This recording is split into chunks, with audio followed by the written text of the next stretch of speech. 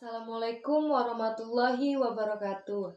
Kembali lagi dengan saya Sela Safitri dari Sekolah Tinggi Ilmu Kesehatan Samarinda, program D3 Farmasi tahun 2018. Di sini saya akan mencoba menyampaikan materi tentang karya tulis ilmiah. Yang pertama adalah definisi karya tulis ilmiah. Karya tulis ilmiah menurut Munawar Syamsuddin 1994, tulisan ilmiah adalah naskah yang membahas suatu masalah tertentu atau dasar konsepsi keilmuan tertentu dengan memilih metode penyajian tertentu secara utuh, teratur, dan konsisten. Menurut Yamila dan Samsul Riza 1994 memaparkan bahwa ragam karya ilmiah terdiri atas beberapa jenis berdasarkan fungsinya.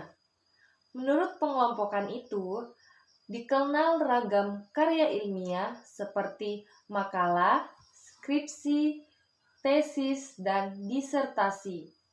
Menurut Sujiman dan Sugono, karya ilmiah merupakan salah satu karya tulis dengan penyusunan berdasarkan kajian ilmiah. Yang B, hakikat karya tulis ilmiah dibagi menjadi dua. Yang pertama adalah pernyataan ilmiah yang harus digunakan dalam tulisan mencakup beberapa hal antara lain: A. Harus dapat mengidentifikasikan orang yang membuat pernyataan tersebut. Yang B. Harus dapat mengidentifikasikan media komunikasi ilmiah di mana pernyataan disampaikan, apakah dalam makalah, buku, seminar, lokarya, dan sebagainya. Yang C. Harus dapat mengidentifikasikan lembaga yang menerbitkan publikasi ilmiah tersebut, beserta tempat domisili dan waktu penerbitan itu dilakukan. Sekiranya publikasi ilmiah tersebut tidak diterbitkan, maka harus disebutkan tempat, waktu, dan lembaga yang melakukan kegiatan tersebut. Yang kedua, hal-hal yang harus ada dalam karya tulis ilmiah adalah: A. Karya tulis ilmiah memuat gagasan ilmiah lewat pikiran dan alur pikiran. Yang B. Keindahan karya tulis ilmiah terletak pada bangun pikir dengan unsur-unsur yang menyangga. Yang C. Alur pikir dituangkan dalam sistematika dan notasi. Yang D. Karya tulis ilmiah terdiri atas unsur-unsur kata, angka, tabel, dan gambar yang tersusun mendukung alur pikir yang teratur. Yang E.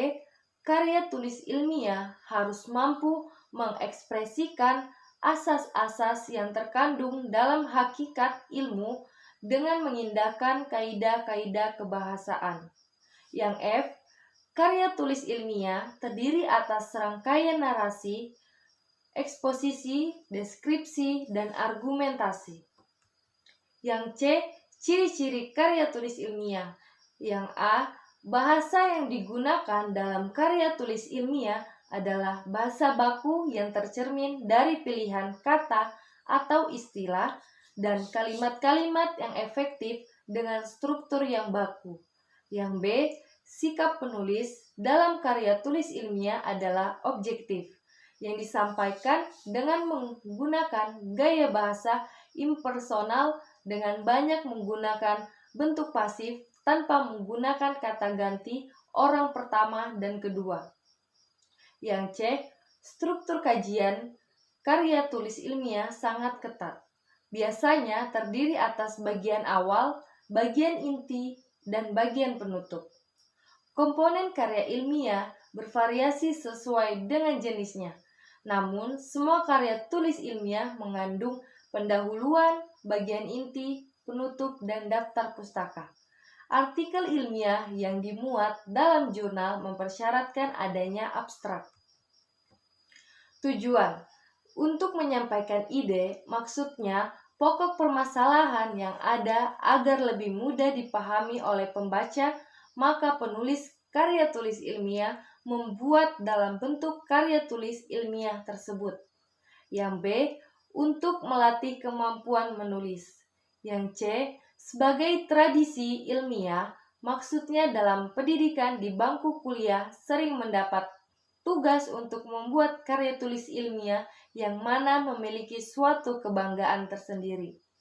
Yang D, sebagai tugas akhir dalam pendidikan di universitas, karya tulis ilmiah juga menjadi salah satu syarat kelulusan, seperti pada skripsi untuk S1, tesis untuk S2, dan disertasi untuk mahasiswa S3. Yang E digunakan untuk menunjukkan eksistensi dari penulis tersebut melalui karya tulis ilmiah yang dihasilkan. Selanjutnya adalah bentuk karya tulis ilmiah. Dibagi menjadi 10. Yang pertama adalah artikel ilmiah populer. Berbeda dengan artikel ilmiah populer tidak terikat secara ketat dengan aturan penulisan ilmiah, sebab ditulis lebih bersifat umum untuk konsumsi publik. Dinamakan ilmiah populer karena ditulis bukan untuk keperluan akademik, tetapi dalam menjangkau pembaca khalayak. Karena itu, aturan-aturan penulisan ilmiah tidak begitu ketat. Artikel ilmiah populer biasanya dimuat di surat kabar atau majalah. Artikel dibuat berdasarkan berpikir deduktif atau induktif, atau gabungan keduanya yang bisa dibungkus dengan opini penulis. Yang kedua adalah artikel ilmiah. Artikel ilmiah biasa ditulis secara khusus, bisa pula ditulis berdasarkan hasil penelitian semisal skripsi, tesis, disertasi, atau penelitian lainnya dalam bentuk lebih praktis. Artikel ilmiah dimuat pada jurnal-jurnal ilmiah. Kekhasan artikel ilmiah adalah pada penyajian yang tidak panjang lebar tetapi tidak mengurangi nilai keilmiahannya. Artikel ilmiah bukan sembarangan artikel. Dan karena itu, jurnal-jurnal ilmiah mensyaratkan aturan sangat ketat sebelum sebuah artikel dapat dimuat. Pada setiap komponen artikel ilmiah ada perhitungan bobot. Karena itu, jurnal ilmiah dikelola oleh ilmuwan terkemuka yang ahli di bidangnya. Jurnal-jurnal ilmiah terakreditasi sangat menjaga pemuatan artikel. Akreditasi jurnal mulai dari D, C, B, dan A, dan atau bertaraf internasional bagi ilmuwan apabila artikel ilmiahnya diterbitkan pada jurnal internasional pertanda keilmuannya diakui. Yang ketiga adalah disertasi.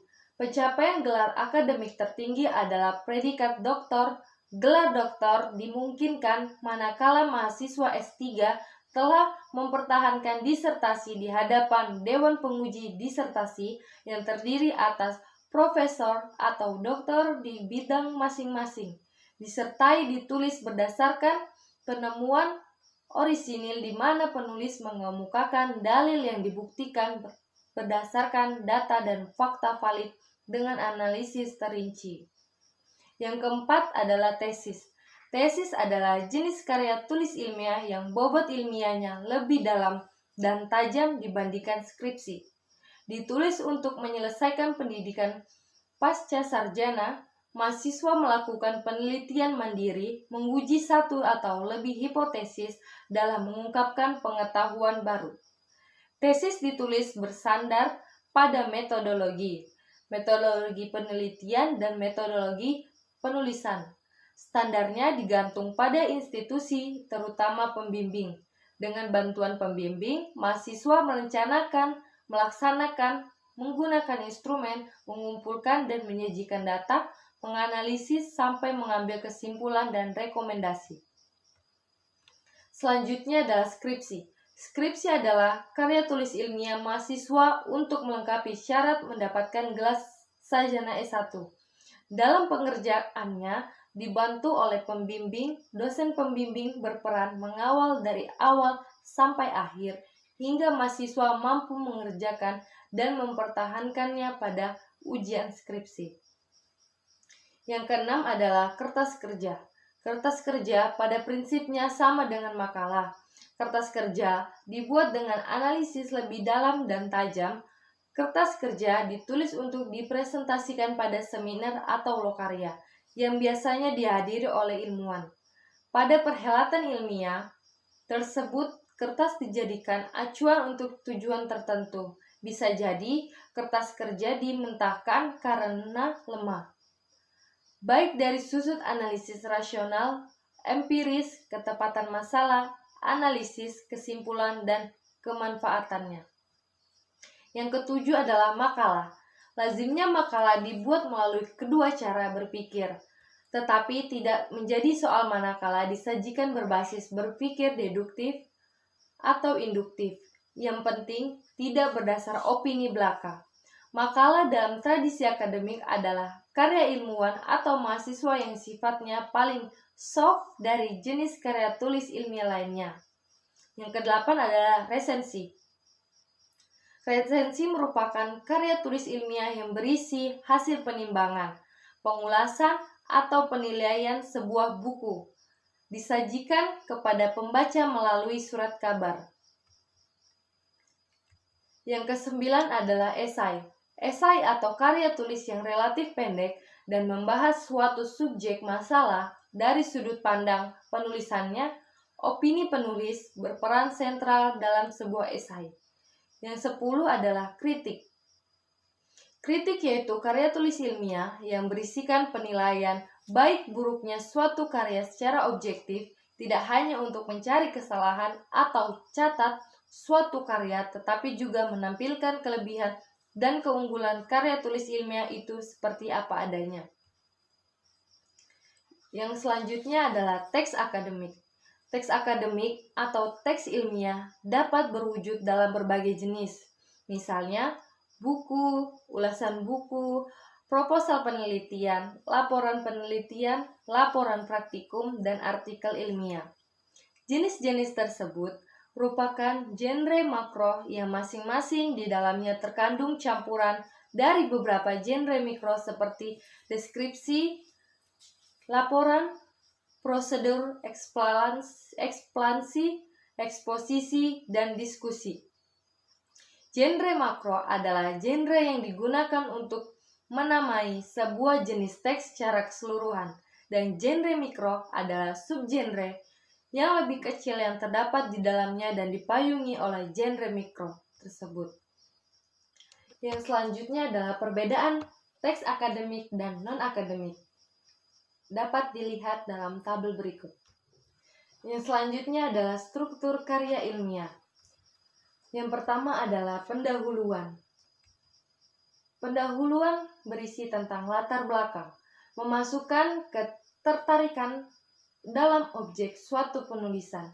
Inti penulisannya akan menjadi pokok pembahasannya dan latar belakang memiliki aspek lain, yaitu tinjauan pustaka, di mana tinjauan pustaka ini memaparkan beberapa penelitian yang relevan.